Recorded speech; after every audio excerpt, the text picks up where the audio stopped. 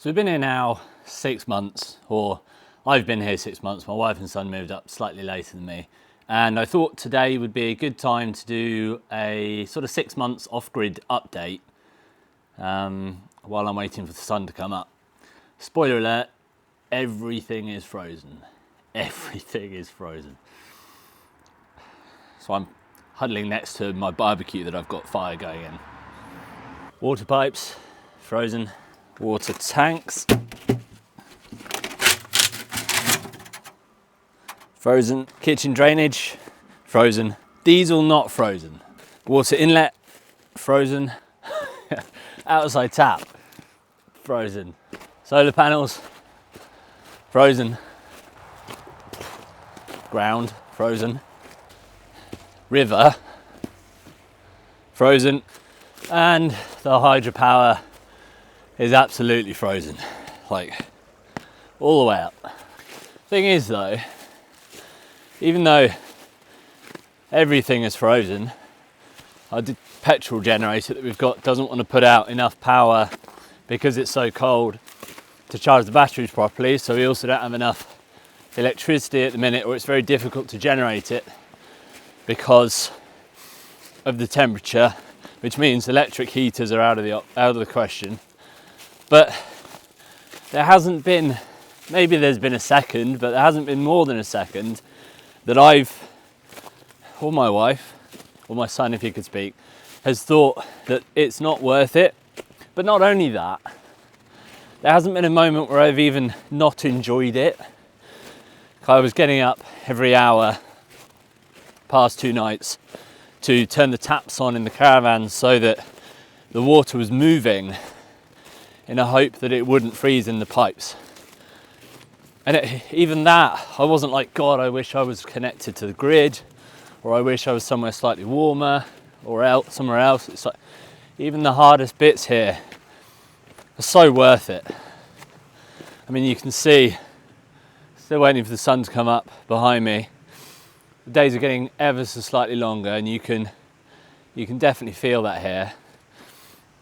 It's just such a lovely place, and all the problems that I'm facing, or most of the problems that I'm facing, a battle with nature, and it's a fight worth fighting because it doesn't undercut you. I mean, it might blow the roof off the barn, but it's just, I think we're designed to handle nature's problems, and they don't stress me out. They're just the next thing to try and work on. So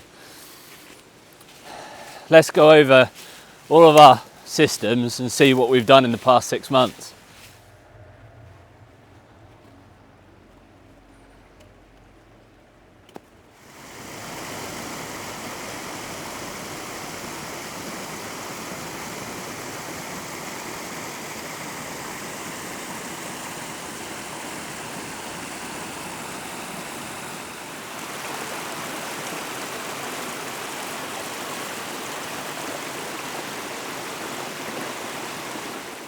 It's incredible seeing how water freezes.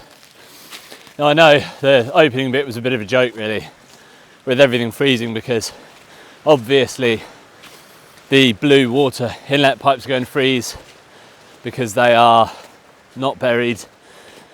The temperatures we've had overnight the past couple of nights have been -10, and I think the ways that I had worked the freezing was fine for anything, you know, warmer than -4, -5. We'd managed that because the hydro was running, but because our generator and our battery bank is too small, had to turn it right down, so the flow was right at its lowest point, which is why it froze, because we didn't have enough flow to overcome the freezing. And then my water pipe solution, where it constantly runs because it goes back down to the river, just couldn't, I mean, you can see the river itself's frozen. So those is a bit of a joke, but obviously those are going to freeze. It's just that today feels like this is at the most extreme that we will have it. See the sun, here it comes, down past that line. So the thing with us here that might be different to other people is that we're off grid, but we're also living, when we got here, there was nothing here. It was essentially a field, where the land up the hill, and then the barn, which was just a sheep barn with no walls, pretty derelict really, falling down in most places. So we didn't have a house to move into, so there's no existing infrastructure. You can see the pylons behind me, so we could connect to the grid if that's what we wanted to do, but this is a choice. There's only electricity available, by the way. All the other grid items are not available here. But when we moved here and there was nothing on site, it meant that we got here in the summer, or I got here, started setting up about June. But the reason we haven't buried the water pipes and done everything properly is because there just wasn't time. We had to move here, and when my wife and I turned up, there was no toilets.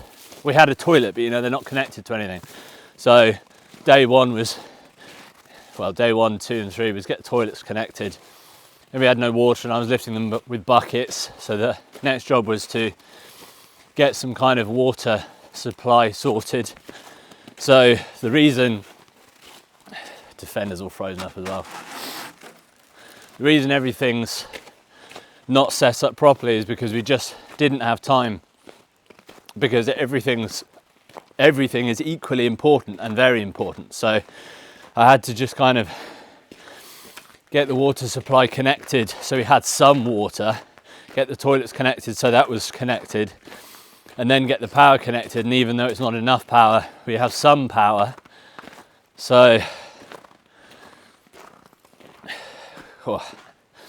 warm my hands up. Now we're back here. Let's go over what systems we've got.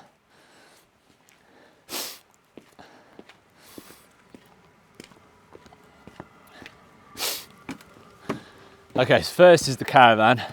This arrived, well no, it didn't arrive, did it? It got dumped on the driveway, and if you've seen that video, I manoeuvred it inch by inch on my own into this location. So we have somewhere to live. It's mostly insulated. We've done some winter hacks that I've done a video on as well, so if you want to see that, you can see how we've winterized it a little bit. So that's where we live. But then we needed power, which is the EcoFlow Delta Pro, which is a small 3.6 kilowatt battery with plugs on the front, which is where we get our power from. And we plug everything into that at the moment, and that's 100% of our power. And initially we've got the EcoFlow Delta generator, petrol generator. It's a hybrid smart generator, although if it's cold it's not that smart. That just started up and charged all of our items. It charged the battery, the petrol generator would, and then that was it. We're just filling that up with petrol cans every day, and then we had power. We got, Starlink internet, satellite dishes up there. So we got Starlink that plugs into the power generator as well. And then one of the very first things I think we got done, because it was the summer, was to get solar panels on, because I thought, we don't want to be using, it's all very well being off-grid, but if you're off-grid and running on petrol, for me it's almost as bad as just being on-grid, because not being on-grid's bad, but you're just running fossil fuels constantly, which is not the goal here. We want to be off-grid and renewable. So got the solar panels up and running. We got 6 panels. Turns out with the EcoFlow you can only run 3 because these are quite powerful, and the sun, although quite good today, sucks. So you don't have it very often, and not very long for the day either. So 3 of these panels are running, and they don't meet our needs, well, at all really. On a day like today we will be able to charge the battery once, but yeah, solar panels are very good.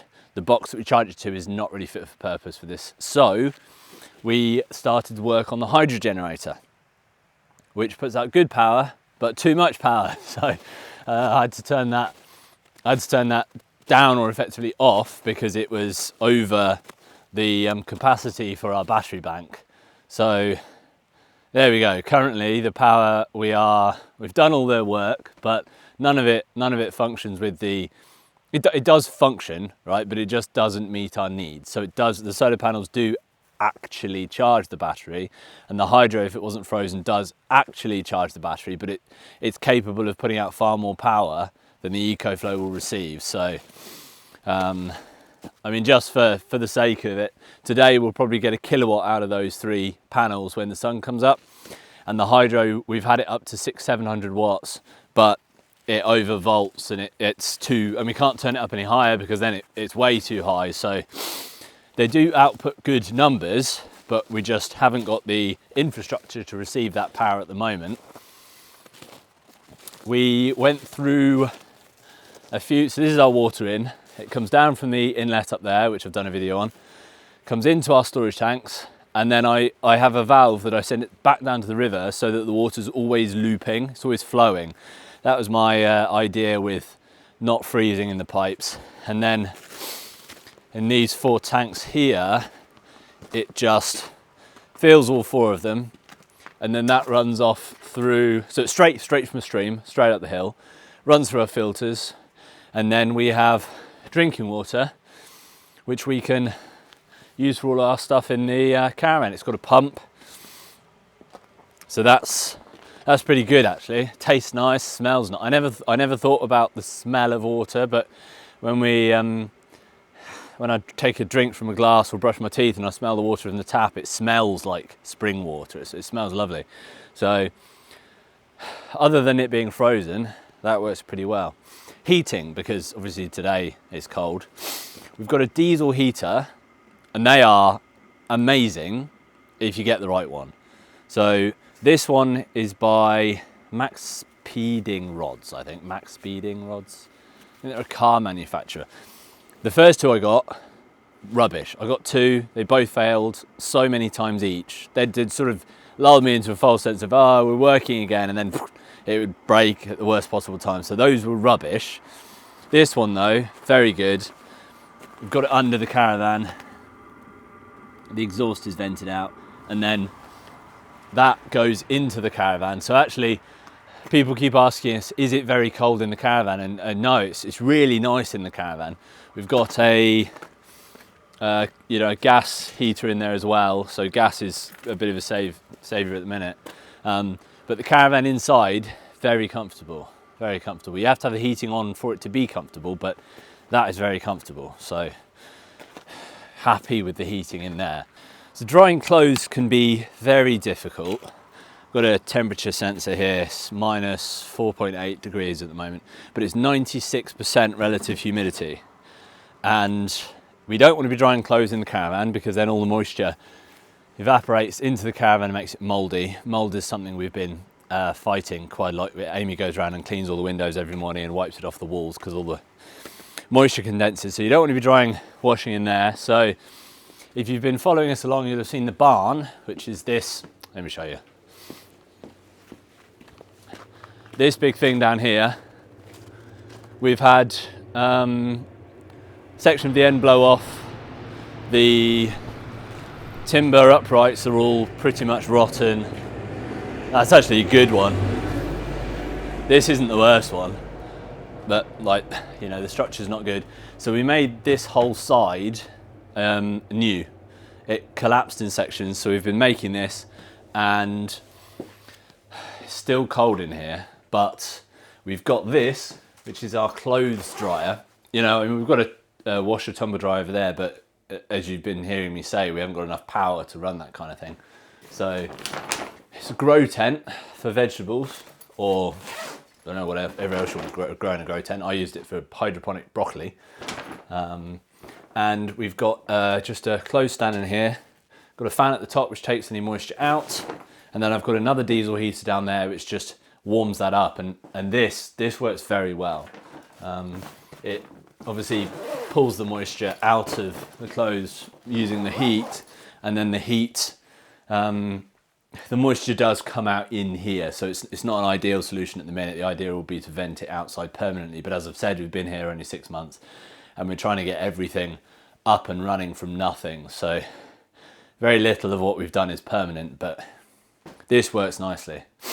See our water system under there with all the pumps, got a UV sterilizer and then a particle filter, and then that big green box at the back is the pump. Washing machine's plumbed in.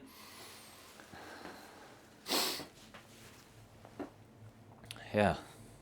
So one of the other reasons I thought I'd do this update now, say it's 6 months rather than waiting until a year or something, is because we're just about to have quite a big upgrade.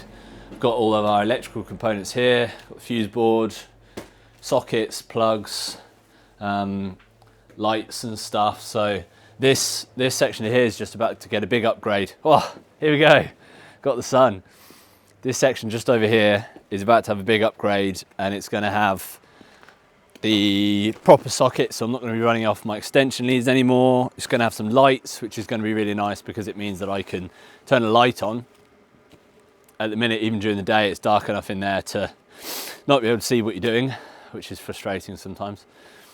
But we've got a proper inverter.